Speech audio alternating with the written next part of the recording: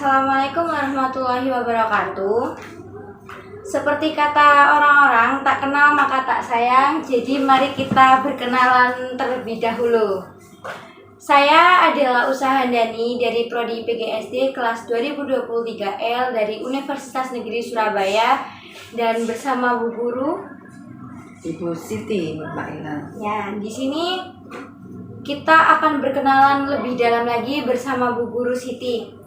Pertama-tama, Bu Guru ini dulu bersekolah dari mana saja, mulai dari SD, SMP, sampai hingga jadi guru seperti ini? Ya, bersekolah di SDN Dr. Sutomo 2, Jalan Kupang Segunting. Lupa ya alamatnya, sudah berapa tahun. Kemudian 6 tahun di situ,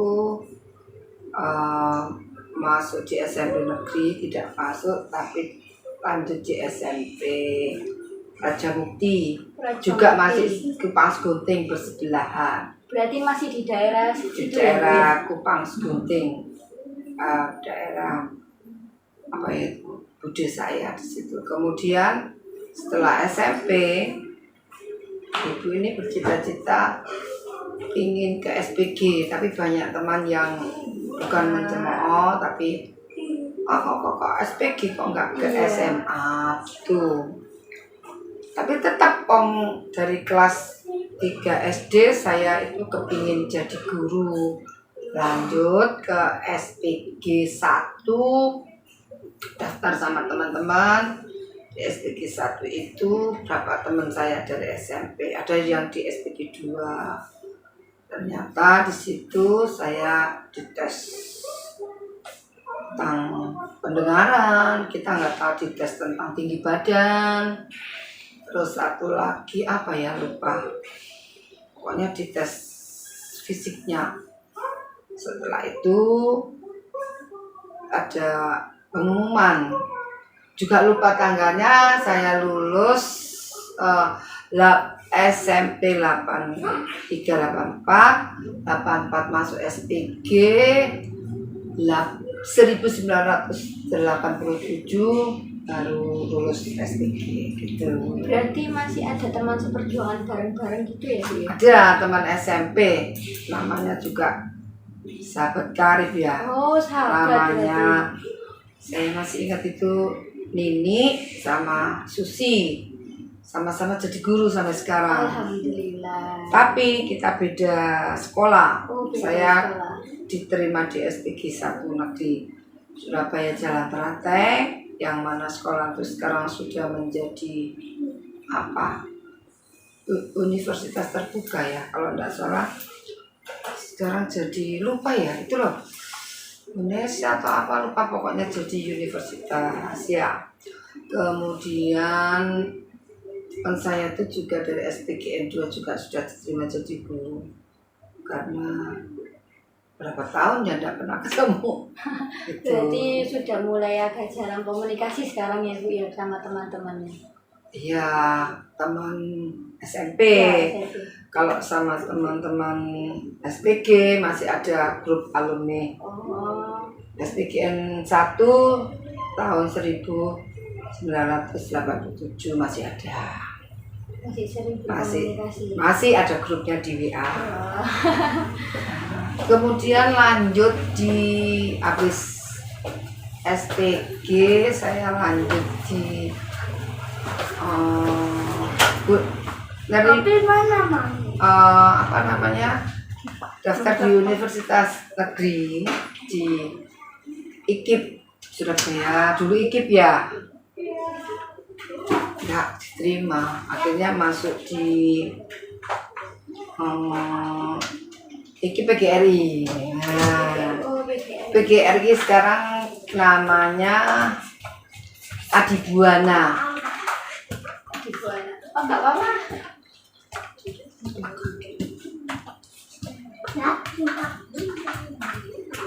Lanjut di dari yang Adibuana. Iya. Lanjut sekolah di Adibuana. Di Adibuana itu saya mengambil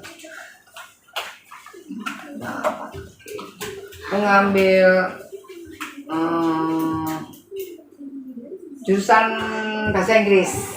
Oh, bahasa Inggris. Ya, bahasa Inggris. Tapi alhamdulillah tidak diterima. Alhamdulillah tidak diterima. Akhirnya saya mengambil bahasa Indonesia, FKIP bahasa Indonesia. FKIP bahasa Indonesia. Nah ini orang Indonesia malah mengambil bahasa Indonesia. Bahasa Indonesia, lucunya di situ. Alhamdulillah tahun 1987-88 lulus tahun 1990 wisuda 1992. Berarti ini guru SD ini sudah jadi cita-cita Bu Guru. Iya. Sudah dari awal. Dari kelas SD. Oh, dari kelas 3 SD sudah ada. Sudah ada pingin. Jadi guru itu kok pingin gitu. Iya kan, biasanya kan anak kecil kan termotivasi ya untuk jadi guru atau seorang dokter. Biasanya kan seorang dokter kan termotivasi dari ayahnya. Ayah saya seorang dokter, saya jadi dokter juga. Ini apakah Ibu Guru juga ada seperti itu atau memang dari keinginannya sendiri, Bu? Enggak. Malah ayah saya, abah saya ya, iya, almarhum itu buka usahanya bengkel, bengkel besar di Jalan Dukuh Kupang, sedangkan saya di Banyurit ya. Kemudian umi saya itu ibu rumah tangga, itu. Terus cita-cita yang pertama itu memang guru. Yang kedua itu saya ingin jadi penyanyi. Penyanyi. Berarti Bu Guru ini suka menyanyi begitu ya? Tuh. Tapi cita-cita penyanyi nggak bisa terrealisasi. Yang bisa berjalan hanya jadi guru. Berarti ini jadi guru itu juga sudah disupport dari keluarga juga. Iya, ya? gitu. Gimana? Enggak, saya pengen jadi guru. Kenapa ya? Nggak tahu, karena saya dari dalam hati saya kok ingin jadi guru ya.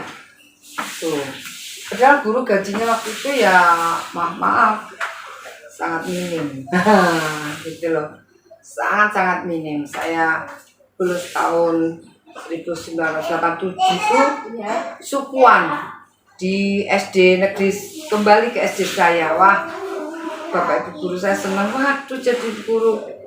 Saya ingat waktu itu tahun 1987 langsung loh. Juli lulus, Agustus saya ngajar. Gajinya sangat besar, 50.000. Satu bulan 50.000 gitu. Tapi lambat laun makin jadi 100. Akhirnya samping kuliah saya bertemu dengan teman-teman. Tukar pendapat, gajinya berapa? Setelah itu saya ketemu dengan Bapak Guru juga, kan ini PGR itu wadahnya guru ya. Nah, tempatnya guru tempat di situ ya, Bu ya. Mengajar ilmu di situ ya. Iya, memang mencetak S1 ya, strata. Tapi di situ itu banyak sekali sama saya ajar paginya, dan itu kuliah itu jam 7 sampai jam 10 khusus untuk yang bekerja gitu, siang bekerja. Di sana tidak murni mahasiswa saya. Oh, berarti gitu. sambil bekerja sebagai seorang guru juga ya, Bu ya? Iya, paginya ngajar, sore memberikan tambal belajar di rumah. Itu nggak boleh di sekolah ya. Jadi saya di rumah itu anak-anak mau datang, dan tuh waktu itu bayarnya nggak bayarnya ya Pak, uang jasanya 5.000. Sangat banyak. Tapi saya senang karena saya bangga ya kalau jadi guru. Setelah itu saya bertemu dengan calon suami. Nah, ini yang ditunggu-tunggu ini. Waktu di situ kok sama guru, tapi dia sudah pengalaman mengajar di SD di SD swasta Cina. Jadi untuk gaji dan lain-lain itu lebih besar. Pertama saya ditawari, mau tak ajar, ya proses pacaran dulu. Semester 2 saya sudah menikah, makanya itu saya maunya semester 8, tapi sudah jodoh di situ semester 2. Tetap kuliah masih tetap, masih berjalan memberi tambal juga. Akhirnya ya itu saya sudah setahun kemudian saya dapat momongan 1. Alhamdulillah. Kemudian sama suami, gimana mau mengajar di tempat saya tidak mau. Waduh, ya itu alasannya kan nggak ngerti. Waduh, saya takut anak Cino. Itu kan banyak yang Chinese Widya Mukti itu. Saya bawa nama alamater ya. Widya Mukti sekolah besar bangga saya juga, yang mana sekarang sudah ditutup karena saya tidak mau melanjutkan. Seperti itu. Kemudian di situ maaf ini saya cerita flashback ya. Iya. Gaji 50 jadi 100, di situ digaji 380. Pertama kali mengajar dan tampilnya privat. Jadi saya door to door ke rumah siswa yang membutuhkan. Waktu itu saya diberi 50.000. Kemudian dikasih 100. Waduh, itu sudah saya sangat bersyukur sekali, Bu. Banyak sekali menurut saya ya. Dari gaji 5, uang jasa 50.000, kemudian jadi 380. Berarti membutuhkan semua proses gitu ya? Ya, semuanya itu tidak berjalan cepat, tapi kita tuh telaten. Karena di situ gaji segitu banyak sekali, Nyon ngapunten. Yang mana keluar, aduh segini. Gak cukup memang kalau dilihat, tidak mencukupi sama sekali, tapi saya sewenang. Gimana ya kalau sudah sewenang di hati itu, gak kita elek kita bagus. Apalagi sudah cita-cita dari kecil ya Bu gitu. ya, jadi apa aja yang dilakukan juga menyenangkan sekali. Iya, sangat menyenangkan. Saya bangga, waduh jadi guru. Maaf Nyun ngapunten ya.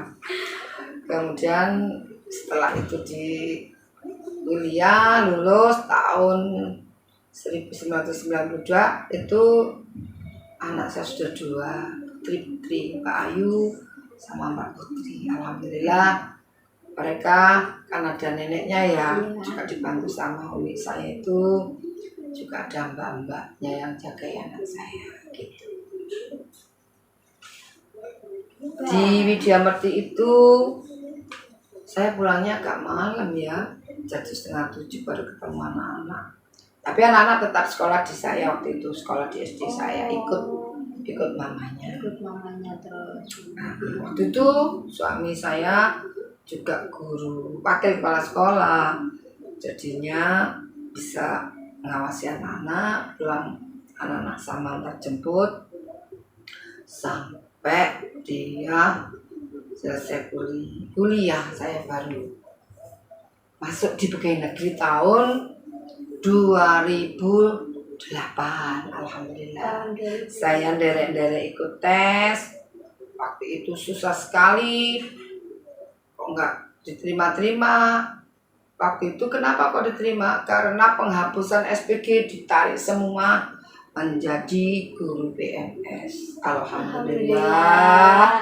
Pertama yang ngatur papanya Pak Sulendro, guru kelas 6, mantan guru SDN Banyurit 3. Kemudian saya tahun 2000, Pak Lendro tahun 2007, saya tahun 2008. Alhamdulillah sampai sekarang, dihitung sendiri ya Mbak, berapa tahun itu? 14 tahun. Nah itu Mbak Dela. Baik, dari perjuangan Ibu dari SD sampai kuliah ini penuh lika-liku ya Bu pastinya ya Bu ya. Cuma karena sudah cita-cita dari kecil berarti apapun rintangannya, apapun kesulitannya jadi terasa lebih menyenangkan sekali. Sangat-sangat menyenangkan dan sangat-sangat mengesankan. karena ya begitulah, ada sukanya, ada dukanya begitu. Tapi lebih banyak sukanya ya Bu ya. Ya happy aja, ngapain stres wong sudah menjadi tanggung jawab gitu. Sudah pilihannya sendiri ya Bu ya. Gitu. Baik, setelah menceritakan dari awal sampai akhir perjalanan beliau untuk menjadi seorang guru, mari kita kepada topik intinya. Jadi, mari kita mulai sedikit cerita ya Ibu. Bagaimana Ibu pertama kali terlibat dalam dunia pengajaran pendidikan kewarganegaraan di sekolah dasar Ibu? Dulu namanya PMP. Oh, berarti dulu namanya Dulu PMP. namanya PMP, Pendidikan Moral Pancasila. Kemudian menjadi lupa. PKN. Kemudian berubah menjadi PPKN. Sekarang juga PPKN ya. Saya mengajarkan PPKN. Kalau saya guru kelas 3 itu mengajarkan semua bidang studi kecuali bahasa Inggris, olahraga, dan agama. Gitu ya. Terus ada kelas 3 sudah ada komputer. Itu ekstra komputer itu. Nah, gitu ya. Baik. Untuk selanjutnya, apa yang membuat Ibu tertarik dalam mengajar PKN ini? Apa yang Ibu temukan paling menarik ini dari selama mengajar PKN kepada murid-murid ini? Apa sih yang paling menarik itu? Oh, dari PKN itu dulu saya pernah jadi guru kelas 1 ya, pengalaman saya. Anak-anak itu pertama kali berdiri, bersiap, memberi salam, kemudian berdoa, yang dihafalkan yaitu Pancasila. Yang mana Pancasila itu selalu dibaca sama anak-anak pertama sampai sekarang. Pancasila 1. Ketuhanan yang Maha Esa. 2. Kemanusiaan yang adil dan beradab. 3. Persatuan Indonesia. 4. Kerakyatan yang dipimpin oleh hikmat kebijaksanaan dalam permusyawaratan perwakilan. 5. Keadilan sosial bagi seluruh rakyat Indonesia. Dan di situ di Pancasila itu ada gambar lambang negara kita yaitu burung Garuda. Yang mana burung Garuda itu mencengkram pita yang bertuliskan Bhinneka Tunggal Ika. Artinya Bhinneka Tunggal Ika artinya berbeda-beda tetapi tetap satu jiwa. Itu yang mengesankan dari kelas 1. Berarti setiap memulai pelajaran PKN pasti ada selalu semboyan seperti itu ya Bu ya? Bukan pelajaran PKN ya. Itu sudah masuk dalam setiap hari. Setiap harinya. Ya. Setiap hari anak-anak ya, Pancasila dan Bhinneka Tunggal Ika. Kemudian sekarang ditambah menyanyikan lagu Indonesia Raya.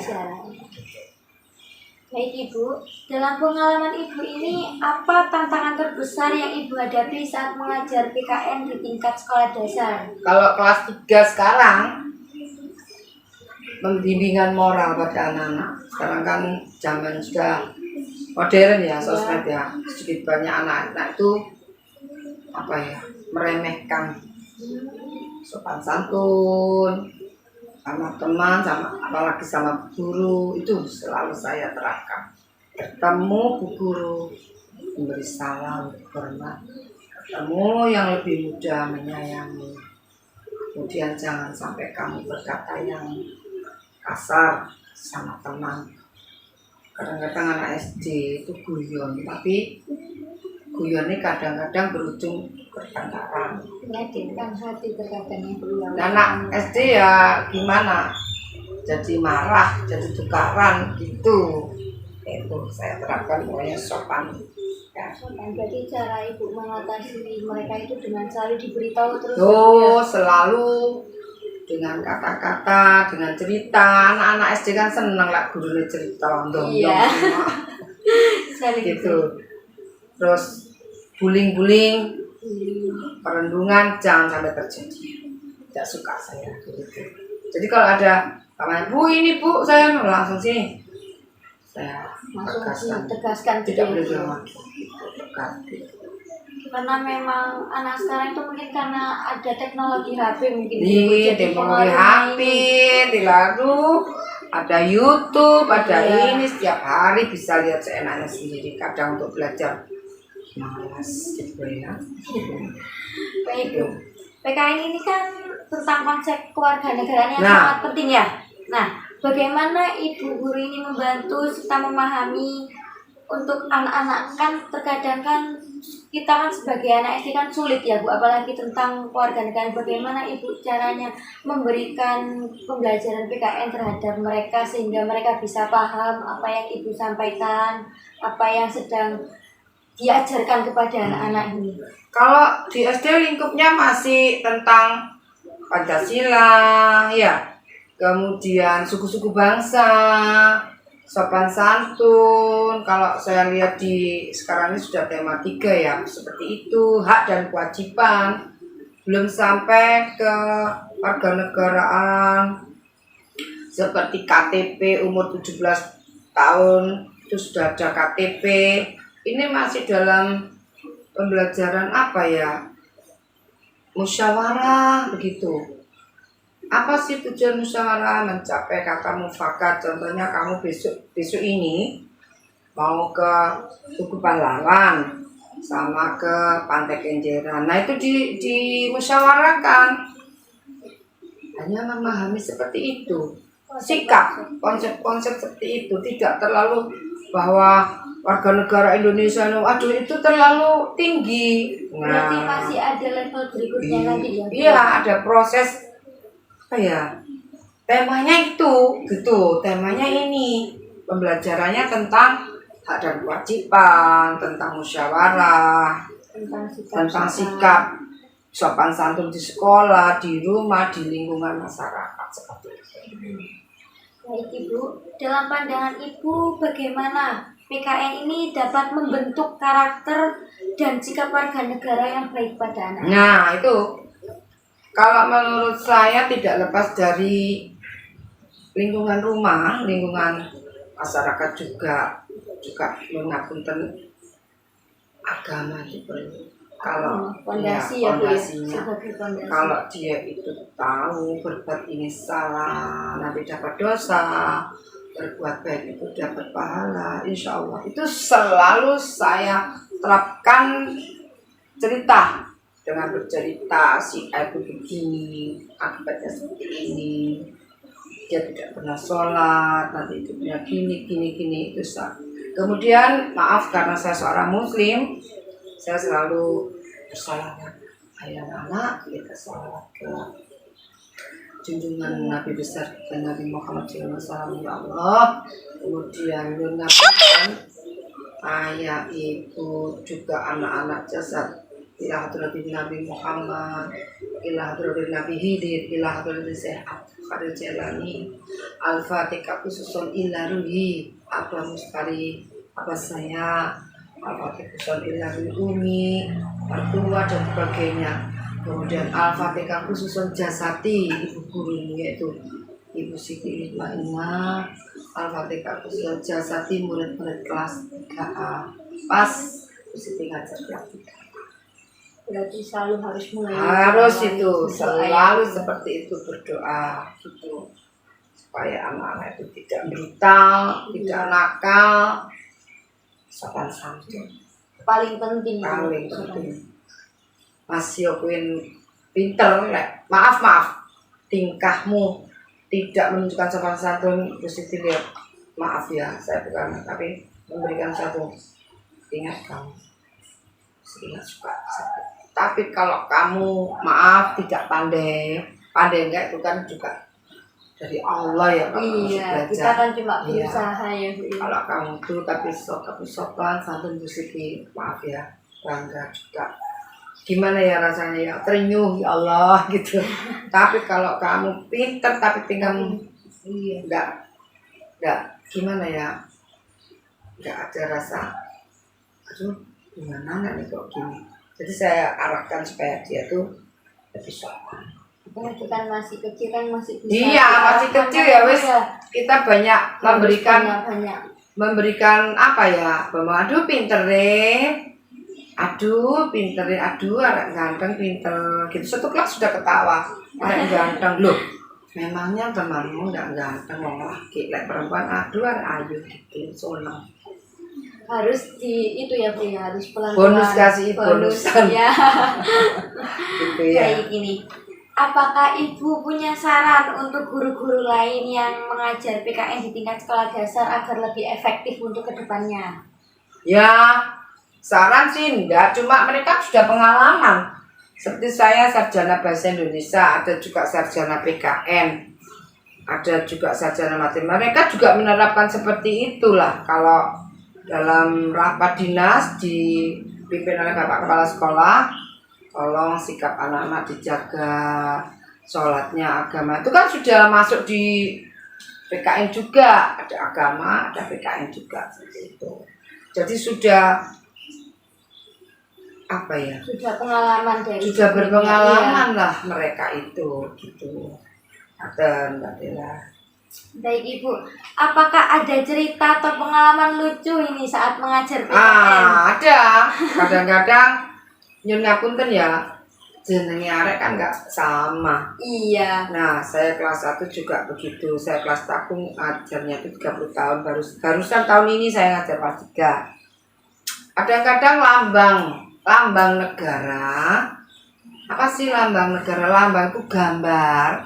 Kadang-kadang dijawab Pancasila. Dasar negaranya burung Garuda kebalik. Mengajarkan itu sangat, sampai kelas 3 pun banyak anak-anak perhatikan toh. Di lambang itu gambar lambang negara Indonesia Pancasila, yang mana di perisainya ini ada berapa gambar-gambar sila-sila, sila 1, bintang emas, sila 2 itu anak-anak dihafalkan. Kadang-kadang meremehkan. Dasar negara kita Pancasila, lambang negara kita burung Garuda kebalik. Pernah juga waktu itu lambang negara kita ini sangat lucu, burung hantu. Saya sampai ketawa. Burung Garuda jadi burung hantu ya Bu ya, makanya tuh loh. Ya semua ketawa, ini pelajaran dari mana ini? Padahal Bu Siti sudah ngajarkan seperti itu, tinggal menghafalkan saja. Gitu. Ya namanya juga anak-anak Ya makanya itu. Tapi kan perlu dibimbing, diarahkan. Ya betul. Baik Ibu, untuk selanjutnya, bagaimana Ibu menilai tingkat minat dan keterlibatan siswa dalam pelajaran PKN? Dan apakah bisa dilakukan guru untuk meningkatkannya? Ya, sebetulnya tingkat minat anak-anak SD itu nurut sama bu gurunya. Kayak anak-anak sekarang pelajaran tentang hak dan kewajiban di buku halaman ini Bu Siti terangkan. Yang kamu terima itu adalah hak, sedangkan yang harus kamu kerjakan itu kewajiban. Itu anak-anak sudah mulai itu. Contohnya apa? Hak itu apa di rumah? Itu sudah bisa memicu anak-anak. Oh, PPKN itu tentang sikap budi pekerti. Jadi anak-anak sudah paham. Kalau bahasa Indonesia lain lagi pelajarannya, ini khusus PKN tentang sopan santun, budi pekerti, tingkah laku, moral, pokoknya tentang sikap begitu di rumah, di sekolah, di masyarakat. Tidak baik di rumah, tidak baik saja di sekolah, tidak baik saja di masyarakat, semuanya harus baik begitu. Tapi memang paling penting itu dari keluarga terutama ya Bu. Keluarga moral sama lingkungan sekitar. Kadang-kadang lingkungan tidak mendukung, keluarga mendukung, harus balance ya. Gitu ya. Gitu. Baik Ibu, bisakah Ibu sedikit berbagi cerita terkait pengalaman kerjasama dengan orang tua siswa dalam mengintegrasikan pembelajaran PKN ini Bu? Mungkin ada atau maksudnya kayak apakah pernah terlibat dalam orang tua juga terlibat dalam PKN ini? Orang tua harus itu orang tua itu harus. Orang tua itu harus. Berarti pasti masuk dalam pemeran ini ya Bu ya, dalam Iya. pembelajaran ini ya Bu, pasti terlibat ya Bu ya. Iya, orang tua harus mendukung, tidak dari guru saja, lingkungan juga harus mendukung. Soalnya kan masih ada beberapa orang tua yang kayak biarkan guru yang untuk semuanya itu guru, entah moral, entah perilaku, kan pasti diserahkan kepada guru mungkin itu ya Bu. Masih Oh, saya ada tidak beberapa. mau, Mbak, seperti Masih itu. Kita itu memberi pelayanan kepada murid, tapi setidak-tidaknya orang tua itu juga bekerja sama dengan kita. Kalau diserahkan kepada kita, mohon maaf, tidak berhasil pendidikan itu. Sikapnya nggak iso, Mbak. Maaf loh ya, saya orang Jawa, jadi harus balance. Kita seperti ini, kencang, disiplin di rumah, begitu, waduh, tidak bisa jalan. Berarti harus sama-sama berperan satu sama lain antara guru serta orang tua ya Bu ya. Iya, itu, Mbak.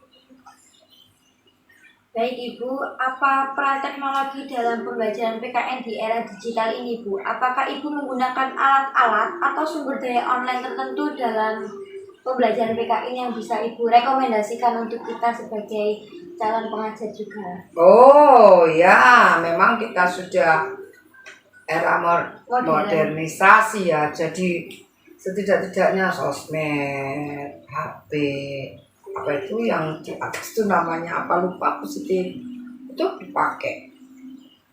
Memang bagus, cerita-cerita, film ya, itu bagus. Tapi lebih bagus lagi kalau bu gurunya yang bercerita. Jadi di sini anak-anak itu ingat tuh, saya pernah diceritani guruku itu. Jadi gimana ya anak-anak, tapi ingat, wah aku pernah ceritanya Bu Siti tentang ini. Nah, jadi kita tuh seperti artis kalau di dalam kelas, memberikan masukan, nasihat setiap hari. Jangan sampai nakal, mulai kebersihan badan, dirimu sendiri, sikat gigi, caranya sikat gigi, jangan gebyur-gebyur dulu, harus gosok gigi baru gebyuran, itu sih. Memberikan yang terbaik. Bagaimanapun mereka tuh anak, calon anak bangsa ya. Jadi saya ajari murni seperti saya mendidik anak saya sendiri, begitu. Sudah seperti anak sendiri. Oke. Baik Ibu, bagaimana Ibu mengukur pengajaran PKN di kelas Ibu, kayak mengukur apa namanya kesuksesan pengajaran kayak selain dari evaluasi akademik? Ya, selain dari evaluasi akademik kan kita ada tes ya, itu akademik. Kita bisa memberikan hafalan dari soal 10 suku-suku bangsa, hafalan ini contoh suku bangsa Madura itu kan makanan pokoknya apa, dari 10 nomor. Bisa juga angket, bila ada hari Minggu ada kerja bakti, bagaimana sikapmu, ini iya apa tidak, juga bisa. Seperti itu, tidak hanya melulu melalui ulangan saja gitu ya. Berarti bisa dengan cara lain yang bisa Cara lain untuk menyenangkan, belajar sambil bermain sambil belajar, tapi masuk gitu ya. tetap masuk dan Iya, tetap masuk di anak-anak. Baik Ibu, bagaimana Ibu menjaga agar materi PKN ini tetap relevan dan terkini dari kurikulum pendidikan dasar? Iya, kita juga mengembangkan, kita nggak harus melenceng, tapi dikembangkan. Contohnya pembelajaran hak dan kewajiban, haknya di rumah apa, hak di sekolah apa, hak di masyarakat apa, dikembangkan. Kemudian kewajibanmu di rumah apa, kewajibanmu di sekolah itu apa, di lingkungan itu apa, dikembangkan, menambah soal-soal juga bisa, memberikan contoh-contoh juga bisa, begitu. Contohnya hari Minggu ada kerja bakti, kamu kan anak kecil, masa kamu datang-datang makan kuenya, kan ada yang enggak datang bawa kue atau minuman, ya tolonglah dibantui hal-hal yang kecil yang mana bisa kamu kerjakan sesuai dengan umurmu. Enggak perlu bawa batu-batu yang besar, Nggak perlu kamu tuh alah nyapu yang kotor-kotor saja bantu. Gitu. Diterapkan seperti itu, anak-anak pasti paham. Begitu Mbak Dela. Baik. Ya. Baik Ibu, apa hal yang Ibu nikmati dari mengajar PKN ini dan apa yang Ibu harapkan kepada siswa Ibu dalam pembelajaran PKN ini? Oh, menikmatinya ya kalau anak-anak itu bisa dari dari yang tidak bisa menjadi bisa, dari yang tidak sopan menjadi sopan, itu menikmati sekali saya. Rasanya seperti kita Sudah berhasil dalam mendidik apa mereka yang ya, Bu? saya terapkan, apa yang saya sampaikan ke anak-anak itu sangat luar, jadi berubah, jadi kita nggak boleh ngomong anak nakal ya, anak itu kreatif ya. Iya. Anak itu kreatif, aktif. Oh sudah berhasil. Jadi bukan pendiam. Jadi ada sopan santunnya. Terus sama guru juga ada sopan santun, sama teman juga baik dan begitu. Jadi mereka bisa lebih memposisikan diri lagi di mana, dengan siapa. Ya bukan insya Allah ya. Pastilah ada di kelas itu anak yang nyun ngapunten. Dapat anak yang kurang pandai, bukan karena tidak pandai tapi malas, ada yang rajin, sudah seperti itu pasti dalam kelas ya. Ibu, ini mungkin udah mau di penghujung acara ya. Bagaimana Ibu memotivasi diri Ibu sebagai seorang guru dalam menjalani pekerjaan ini dan mempengaruhi generasi muda dengan nilai-nilai kewarganegaraan? Ya, motivasi diri ya jangan sampai bosan kita memberikan pengajaran kepada anak didik. Jangan sampai kita tuh muales aku tapi enggak jemu-jemunya ya kita memberikan masukan, memberikan nasihat, jangan begitu, itu tidak baik, jangan begini, jangan begitu, yang baik itu ini itu ya seperti itu. Kita nggak boleh bosan. Berarti setiap hari kita harus punya ide-ide kreatif untuk pembelajaran menjadi menyenangkan. Bagaimana cara agar mereka ini juga tidak bosan untuk. Kalau menurut saya kayak guru nih juwe banyak omong nggak bosan, tapi kalau gurunya diem antuk. Soalnya kan mereka masih kecil harus banyak bercerita, banyak itu ya Bu ya. Beda kan dengan SMP, SMA. Oh ya lain. Kalau anak kelas 3 ini masih habis gede. Kelas 1 kan kecil, kelas 2 agak besar, kelas 3 ini sombong-sombongnya aku bisa, tapi kamu bisa apa? Kelas 3 itu jangkamu masih panjang. Ada kelas 4, ada kelas 5, kelas 6 masih 3 tahun loh. Gak boleh gaya-gaya, gak boleh sombong-sombong, kan sudah maaf bahasa Jawa nih Surabaya terus mekedel sok-sok pinter perkalian aja nggak hafal kadang-kadang gitu. Iya. Ya Allah itu. Jadi saya menerapkan supaya anak-anak itu menjadi warga negara yang baik, beragama, berguna bagi agama Nusa dan bangsa. Itu harapan saya, agama yang satu. Ya fondasinya gitu Mbak Dela. Baik teman-teman, kita sudah ada di penghujung acara bersama Ibu Guru Siti. Terima kasih untuk Ibu Guru sudah menemani saya selama setengah jam ke depan ini. Enggak apa-apa, terima kasih sama juga supaya Mbak Dela juga kuliahnya lancar, tidak ada kendala apapun, nilainya bagus SK. KSK ya sekarang ya. Dulu saya juga pernah seperti itu, jadinya semoga sukses dunia dan akhirat. Jangan lupa sholatnya, doa dan doa, insya Allah Allah akan mendengarkan semuanya. Amin. Terima kasih ya Bu atas doanya, sukses terus untuk Amin. Bu Guru ke depannya. Amin ya rabbal alamin. Terima kasih Bu. Mohon maaf kalau ada kata-kata yang salah ya. Assalamualaikum warahmatullahi wabarakatuh. Baik, terima kasih. Itu tadi wawancara saya kepada Bu Guru Siti. Mohon maaf jika dalam wawancara mulai awal sampai akhir mungkin ada kesalahan kata atau mungkin ada kalimat yang menyinggung. Saya ucapkan mohon maaf. Sekian wawancara saya kepada Bu Guru Siti. Wassalamualaikum warahmatullahi wabarakatuh.